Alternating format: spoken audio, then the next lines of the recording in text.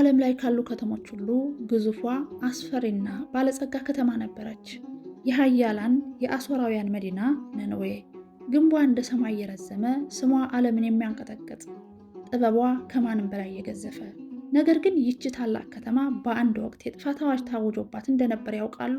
የአንድ ነቢይ ድምፅ፣ የንጉሱ ንስሐና በታሪክ ታይቶ የማይታወቅ የእግዚአብሔር ምሕረት የታየባት ምድር። በዚህ ቪዲዮ በታሪክና በሃይማኖት መጽሐፍ ውስጥ ትልቅ ስፍራ ስላላት ስለዚህ ታላቅ ከተማ ሚስጥር እንፈትሻለን። ከዮናስ መላክ እስከ ከተማው ውድቀት ነነዌን አብረን እንጎበኝ። እስከ መጨረሻው አብራችሁን ቆዩ። ከወደዳችሁ ላይክ አድርጉ። ለወንጌል ሚዲያ አዲስ ከሆናችሁ ሰብስክራይብ ማድረግን አትርሱ። የነነዌ ሰዎች የ3 ቀን ጾም የጾሙት በነነዌ ይኖሩ የነበሩ ሰዎች ናቸው። ከተማዋ ነነዌ በጠርሴስ ወንዝ ዳርቻ የምትገኝ ስትሆን መስራቿ ናምሮድ ነው። ጥንታዊቷ የነነዌ ከተማ ለአሦር መነሻ የሆነች እጅግ ሰፊና ያማረች፣ የቅጥሯ ርዝመት 12 ኪሎ ሜትር የሚሸፍን ነበር። በከተማዋ ንጉሱ ስናክሬም ብዙ ህንፃዎችን ገንብቶ ነበር። ነነዌ በዛሬዋ ኢራን ትገኝ የነበረች የአሦር የስልጣኔ ከተማ ነበረች።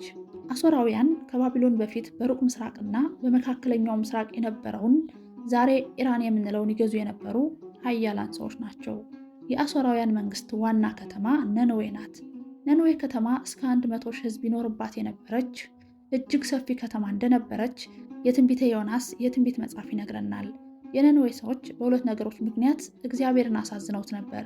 አንደኛ፣ በአካባቢያቸው ስለ እግዚአብሔር ቃል የሚያስተምራቸው መምህራን ባለማግኘታቸው የተነሳ ኃጢአትን፣ ነውርን ይሰሩ ይፈጽሙ ነበር። ሁለተኛ፣ የሀብታቸውና የብልጽግናቸው መጠን እስከ ሰማይ ጫፍ በመድረሱ ሀብትና ብልጽግና ያመጡት ጥጋብ እግዚአብሔር እንዲረሱ ስላደረጋቸው ነው።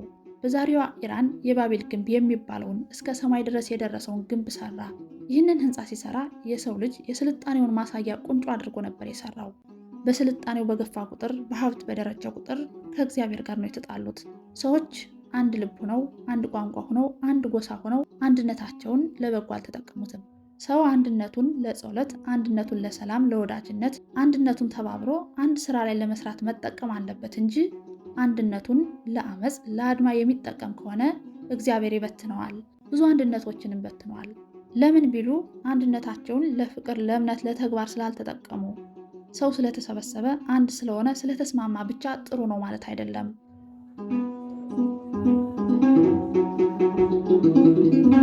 የተሰበሰበበት ምክንያት፣ የተሰበሰበበት ዓላማ አንድ ላይ ሆኖ የሚሰራው ስራ ወሳኝ ነው። የነነዌ ሰዎች የስልጣኔ ቁንጮ ላይ ሲደርሱ በአሦራውያን ዘመን ይኸው ተከሰተ። የሰው ልጅ ሰለጠነ፣ አንድ ላይ መኖር ጀመረ፣ የከተማ ህይወት ጀመረ። 100 ሺህ ህዝብ በአንድ ከተማ ውስጥ መኖር ጀመረ። ነነዌ በጣም ሰፊ ከተማ እንደሆነች ትንቢተ ዮናስን ስናነብ የ3 ቀን ያህል መንገድ ገብቶ ነው ከተማዋን የጨረሳት። እንግዲህ አንድ ሰው በ3 ቀን ሊጓዛት የሚችል ሰፊ ከተማ ናት ማለት ነው። በዚች ከተማ አንድ ላይ ሆኖ መኖራቸው በእግዚአብሔር ላይ ለማመፅና እምቢ ለማለት ስለነበር እግዚአብሔር በዚህ ትዕቢታቸው ምክንያት እንዳይቀጡ ነቢዩ ዮናስን ላከው። የነነዌ ሰዎች ስህተታቸውን ተገንዝበው ማረን፣ ይቅር በለን፣ እራራልን ብለው ከልባቸው አለቀሱ።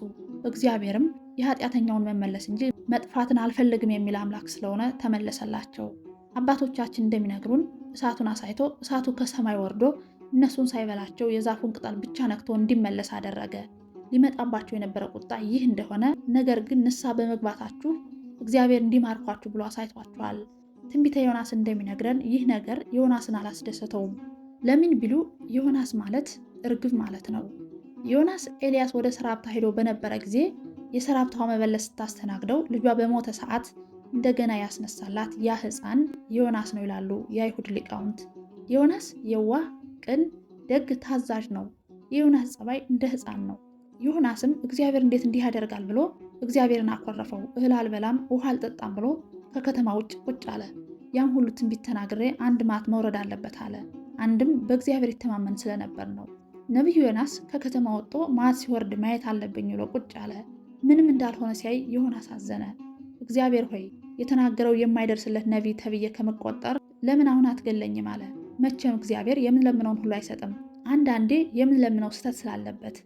እግዚአብሔር ዮናስን ተረድቶታል። ከንዴቱ፣ ከቁጣው፣ ከብስጭቱ ይህን እንዳለ። ስለዚህ ምንም አላለውም። ዮናስ በተቀመጠበት ኃይለኛ ፀሐይ መጣች። ፀሐይዋ አናት አናቱን ስትለው ለምን በፀሐይ ከምትመታኝ እዚሁ አትገለኝም አለው። ቀስ አለና እግዚአብሔር ቅላ በቀለ፣ ጥላም አደረገለት። ዮናስም ደስ አለው። ከዚያም እንደገና ትል መጣና ትሉ ያፈራችውን ቅል በላት። እንደገናም ፀሐይ ወጣች። እንግዲህ በዚህ ዓለም ለምን ልሙት በቃኝ አለ። ዮናስ ይችን ቅል አልዘራትም፣ አላጠጣትም፣ አልኮተኮታትም። ራሷ በቀለች፣ ራሷ ለመለመች፣ ራሷ ቅል ሰራች፣ በጊዜዋ ራሷ ደረቀች።